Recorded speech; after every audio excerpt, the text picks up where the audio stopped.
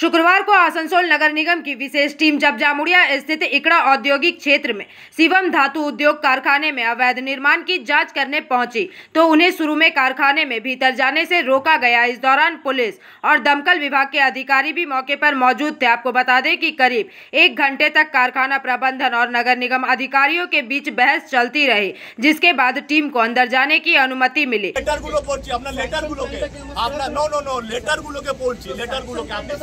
আমরা তো স্যাংশন প্ল্যানের মধ্যে ভাঙবো না আর ওইটার উপরেই আমরা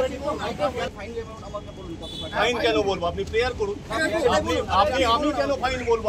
আপনি তো স্যার হ্যাঁ ভাঙতে এসেছি, আপনার কাছে প্রেয়ার থাকবে যে আমি ভাঙার নয়, আমি রেগুলারাইজ করতে আপনি রেগুলারাইজ করতে আমাকে একটা জিনিস রেগুলারাইজ করতে গেলে আপনাকে আমাদের বিওসি রেজুলিউশন অনুযায়ী 19/4/2023 এসেছে। আপনার প্ল্যানের বাইরে যেটা আছে না, ইট ইজ ইয়োর প্ল্যান।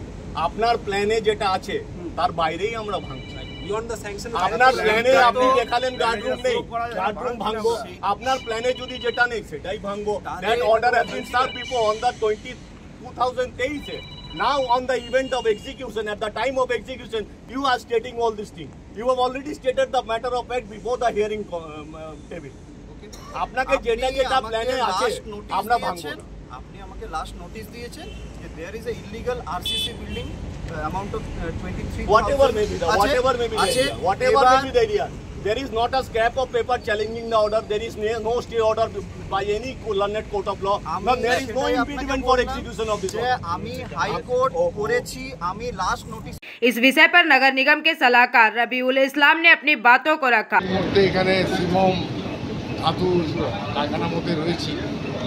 আমাদের আসানসোল পৌর নিগমের একটা নির্দিষ্ট নিয়ম রয়েছে, বিল্ডিং প্ল্যান বা যে কোনো কারখানা, যে কোনো স্যাংশন প্ল্যানের যে কোনো কারখানা যদি হয়, সে কনস্ট্রাকশন হোক বা টিনের সেট হোক, তার জন্য একটা নির্দিষ্ট ফি আছে। সেই ফিসটা জমা দিয়ে যদি প্ল্যান নিয়ে নেয় তাহলে কোনো অসুবিধা হয়। কিন্তু যদি কেউ নির্দিষ্ট কোনো জায়গায় একটা প্ল্যান নিল, আবার কিছু জায়গাটা ছেড়ে দিল, সেই জায়গায় প্ল্যান নিল না, এটাতে কিন্তু মারাত্মক অসুবিধা। কারখানা মালিকের জন্য অসুবিধা। পৌর নিগম এই ধরনের বেআইনি কাজ কোনোদিন সমর্থন করবে না। এবং উইদাউট প্ল্যানে যদি কোনো সেট হোক বা কোনো যদি কনস্ট্রাকশান হয়, সেটা আমরা মনে করি কোনো কারখানার শ্রমিকদের পক্ষেও খুব ক্ষতিকর। শ্রমিকদের জন্য যে কোনো কোনো সিকিউরিটি মেজার একটা ব্যাপার রয়েছে। হঠাৎ যদি কোনো দুর্ঘটনা ঘটে, সেই জন্য আমাদের সবসময় এগুলো ভাবতে হয়। সেক্ষেত্রে আমরা বলেছি বারবার, এরা অনেকগুলো ফ্যাক্টরি রয়েছে যারা করেনি, ফ্যাট নেয়নি, এবং আমরা এই মুহূর্তে মনে করছি 2023 থেকে আমাদের হিয়ারিং চলেছে। হিয়ারিংয়ে বারবার আমরা মালিক কর্তৃপক্ষ ডেকে পাঠিয়েছি, হিয়ারিং হয়েছে, তারাও ছিল। 2023 থেকে আজকে 2025, 2 বছর সময় দেওয়া হয়েছে। এবং তার মধ্যে যদি তারা কর্পোরেশনের যে ব্যাপারগুলো রয়েছে সেগুলো যদি ফুলফিল না করে, তাহলে আমাদেরকে নিশ্চয়ই সেই যেটা ইনলিগাল প্রসেস সেটা ভেঙে দিতে হবে। আদারওয়াইজ আমরা বলেছিলাম হয় আপনারা ভেঙে দিন, আর তাহলে আপনারা কিন্তু আমাদের যে নির্দিষ্ট একটা বোর্ড অফ কাউন্সিলর মিটিং হয়েছে, সেখানে ফাইনের ব্যাপার আছে, সেই ফাইনটা আপনারা দিন। এনারা রিকোয়েস্ট করেছেন, লিখিত দিয়েছেন, একটা ফাইন এরা দিচ্ছেন। এবং ফাইন যেহেতু দিচ্ছেন, সেই জন্য আমরা চাই সবসময় আসানসোল পৌর নিগম বলুন আর পশ্চিমবঙ্গ সরকার বলুন, ফ্যাক্টরি থাকবে, কারখানা চলবে। কারখানা, শিল্প তালুক, এগুলো হচ্ছে আমাদের এই সরকার, বর্তমান সরকারের আমাদের প্রধান বৈশিষ্ট্য।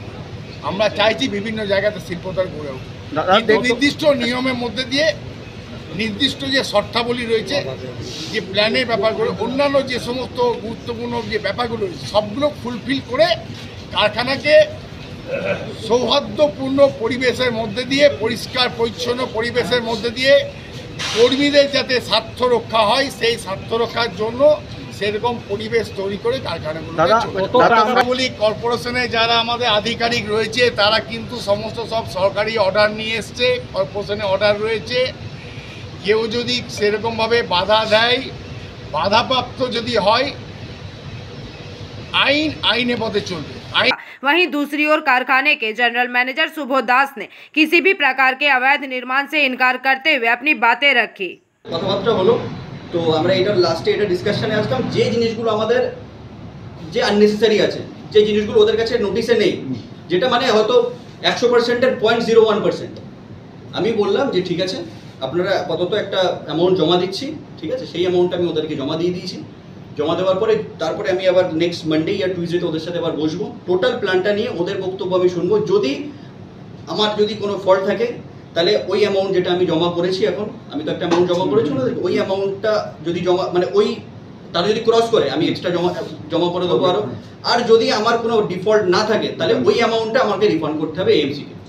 এখন আপনাকে কত ফাইন করা হচ্ছে কি বলছেন? না, সেটা আমি ডিসক্লোজ করব না, মোটামুটি না, আমি ডিসক্লোজ সেটা করতে না। আপনি তো এটাকে ফাইন না, তাহলে এটা হচ্ছে একটা মিউচুয়াল ডিসকাশন হচ্ছে ওনাদের সাথে, এটা ফাইন না।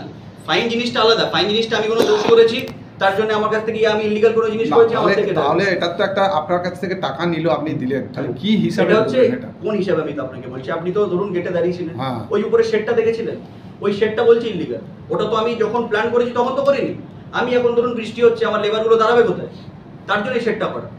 এখন ওরা যদি বলে ওই শেডটা ইলিগাল, তাহলে সেখানে আমার কিছু বলার নেই তো। এবার ওরা বলছে জিনিসটা ভেঙে দেবে, আমি তো ভাঙতে দেবো না। আমার প্ল্যানটা আমার অনেক কষ্ট করে বানানো প্ল্যানটা, আমি তো যে আসে বললেও তো আমি ভাঙবো না। তার জন্য আমি একটা মিউচুয়াল ডিসকাশনে ওনাদেরকে একটা টাকা অফার করেছি, যেটা আমি ওনাদের অ্যাকাউন্ট আছে, এমসির অ্যাকাউন্ট আছে, আমি ওনাকে প্রোভাইড করে দিয়েছি। প্রোভাইড করে দেওয়ার পরে এইবার ওনার সাথে আমি আবার বসবো। এটা অন অ্যাকাউন্ট একটা দেওয়া যায়, ঠিক আছে আপনারা এসছেন, আপনারা এরকম জিনিস করে গেছেন, আপনারা বলছেন ভাঙবেন, আমি ভাঙতে দেবো না, আপনারা এই জিনিসটা করা থাকবে।